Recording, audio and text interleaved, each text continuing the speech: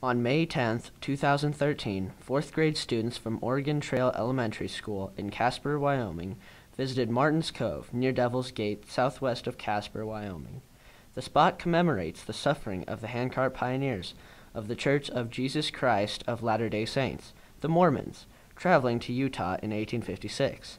A series of mistakes led them to be traveling the trails late in the year with flimsy carts made of green wood and without enough food.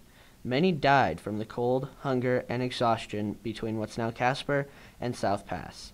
The image of a pioneer family pulling a handcart has become central to the Mormons' sense of the power of their faith. How did Devil's Gate actually split apart? I'm wondering how wide Devil's Gate is. My question was, how many people do you think were buried here? We want to know how Devil's Gate got its name. I learned that it was very difficult to use a handcart and that the Mormon had to travel 20 miles. But it all started for the Martin Handcart Company in 1856. They arrived in Iowa City in early June of 1856. Now, think about this. The handcart people got there into Iowa City 900 miles away in June. When they got there, there were no handcarts. They had to build them. Well, they finally left Iowa City July 26th, and they had over 900 miles just to get here.